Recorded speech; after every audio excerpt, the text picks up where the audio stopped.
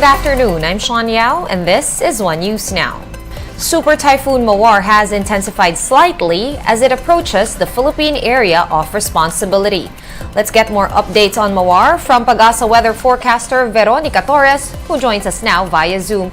Ma'am Veronica, good afternoon. Thanks for your time. First off, nasa na po natin, no, huling nakita tong si Bagyong Mawar, and when can we start to feel its effects? So, good afternoon din po sa inyo, pati na rin sa ating mga taga-subaybay. Sa kasalukuyan nga, huli nating namataan si Mawar na nasa may layong 1,725 kilometers sa may silangan ng Central Luzon. And also, kanina tong alas 3 ng hapon, nagtataglay ito ng lakas na hangin na 215 kilometers per hour malapit sa gitna at bugso na abot ng 265 kilometers per hour. So, gumagalaw ito sa bilis na 25 kilometers per hour sa direksyong north-westward. And for your other question na kung kailan natin mararanasan itong si Mawar, dito sa Metro Manila, inaasahan natin na maaaring by around Sunday, maranasan na natin yung epekto niya. Or, itong si Mawar kasi, naasahan natin na more on low chance kasi yung landfalling niya. So, ang possibility is maghatak siya ng southwesterly wind flow. Then itong southwesterly wind flow, ito yung maaring makaapekto dito sa atin, mostly sa western part ng ating bansa. Then starting by Saturday, and sa ibang parts like sa Calabarzon, pwede as early as mga Monday, maranasan na din yung mga ulan dulot ng southwesterly wind flow. Alright, so Veronica, mukhang bumilis, no, yung takbo nitong si Mawar. Posible bang humina pa ang kategory nito sa isang typhoon na lamang at hindi na super typhoon, or since nasa karagatan pa siya ay magagather ba to ng strength at lalakas pa lalo?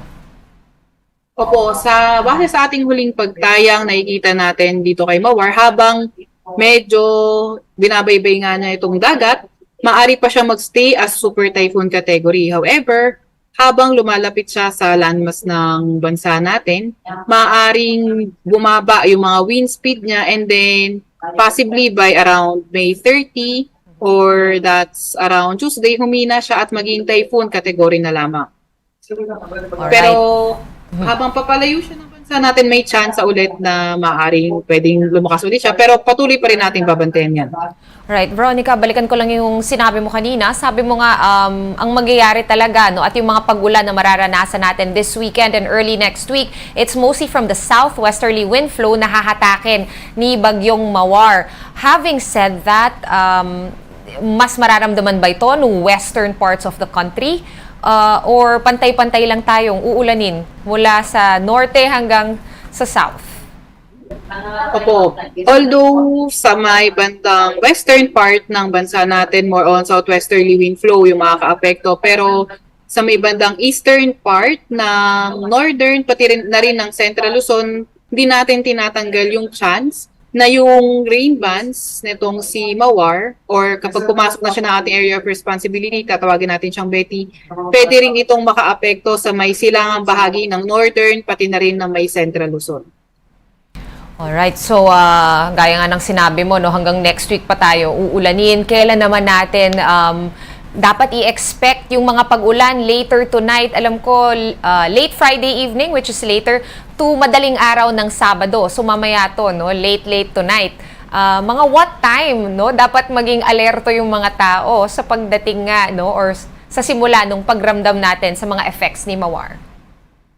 Opo, so sa mga tulad ng mga area sa Palawan, ay kasi yung mas nasa western part ng bansa natin.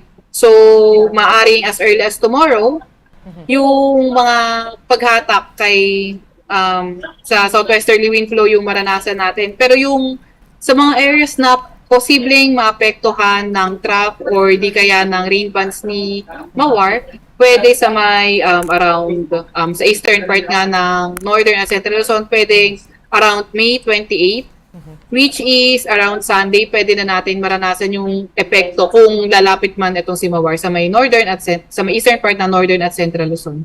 Okay, last question na lang, Veronica. May pinapakita kasi kaming video no, nung track nitong si Mawar. May nakikita ba kayong any pagbabago or posible ba itong magbago pa sa mga susunod na araw or oras?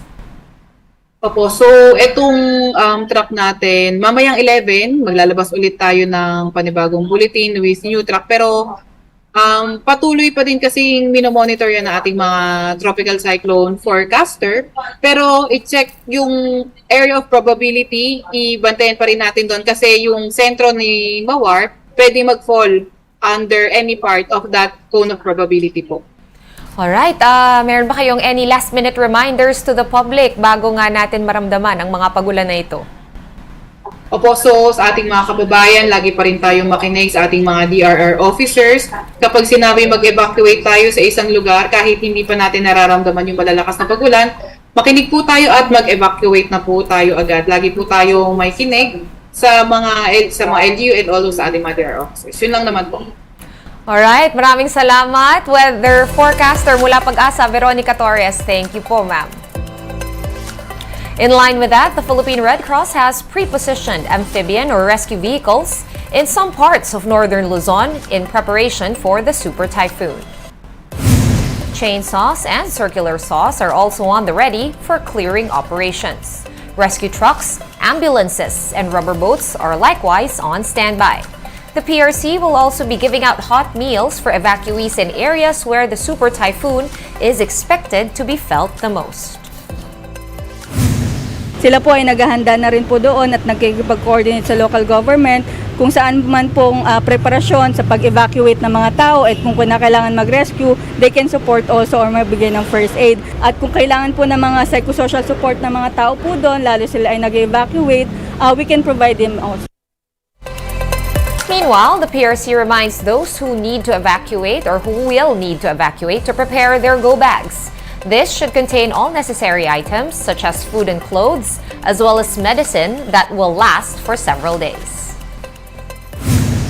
Kasi 72 hours po yung tinitignan po natin na dapat self-sufficient po ang mga tao. Meron po dapat yung tubig, meron po dapat yung pagkain, at meron din po yan mga hygiene kits na kinakailangan po nila, toothbrush, sabon, at syempre yung mga initial na damit po nila na pwede po nilang gamitin. At of course, minimension din po natin na yung mga halagang bagay like pera, medisina, birth certificate, mga passport, dapat po ilagay din po nila yun sa go bag at hindi mabasa po pag nagkabaha or nagkaulan.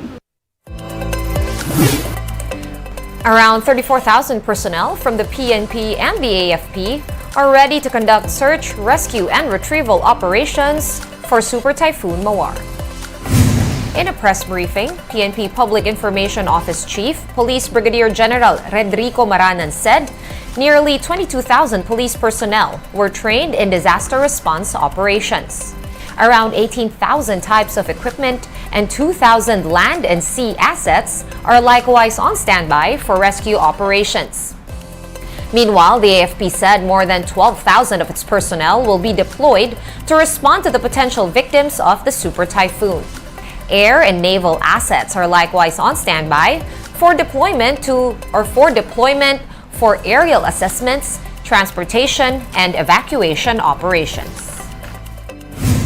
Nakahanda kami magbigay ng mga abled bodies, yung ating mga pulis na may training na sa pag-rescue, search and retrieval operations sa mga landslide. At nakahanda din tayo magbigay ng seguridad doon sa mga heavy equipment naman na gagamitin kung sakaling yan nga, ang re-respondehan natin ay yung mga landslides. We're pausing for a quick break. One News Now will be back with more stories after that. Stay with us.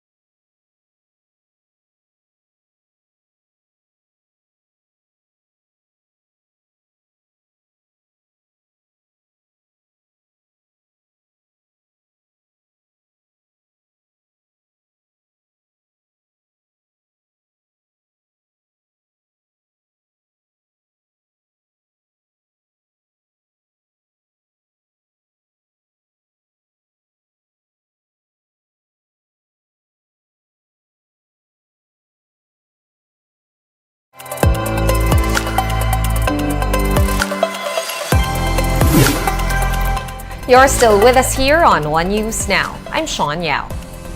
Pag-asa sees the official start of the rainy season to happen sometime next week.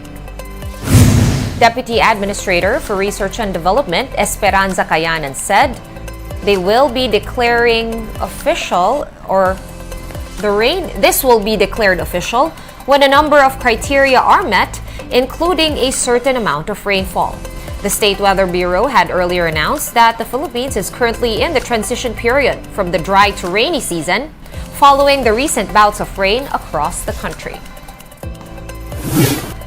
And President Bongbong Marcos says that the newly acquired gunboats by the Philippine Navy will not just be used for maritime security, but also for disaster relief. Maricel Halili with the report. President Bongbong Marcos led the celebration of the 125th anniversary of the Philippine Navy at its headquarters in Manila. But before that, the Navy presented its newly commissioned Navy gunboats to the President. Marcos says these will be used not only for maritime monitoring, but also for disaster response. Kagaya ngayon, ang aming pinag-uusapan at pinaghahanda na yung bagyo. And of course, our armed forces plays always a very important part when it comes to search and rescue, pati sa pagdala ng relief. In his speech, Marcos emphasized that these vessels are a step towards the completion of the Armed Forces Modernization Program. Will pave the way for the holistic transformation of our AFP into a stronger, modern, and formidable organization. By then, the AFP will be more effective in its military aims and more responsive to our national goals.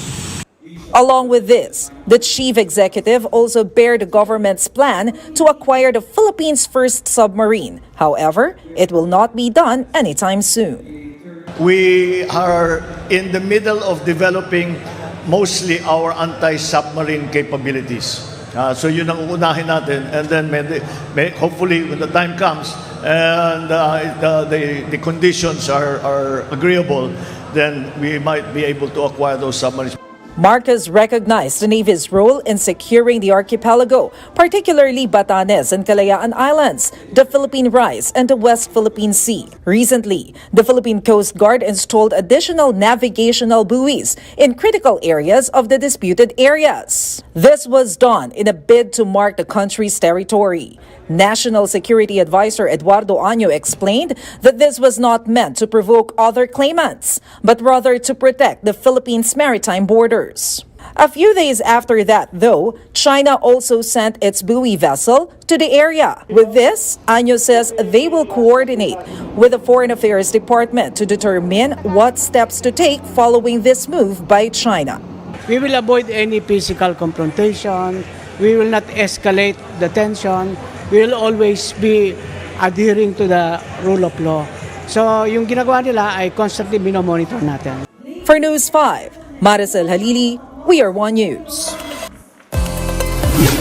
One News Now will be back with the latest stories at 6:30 p.m. I'm Sean Yao. We are One News.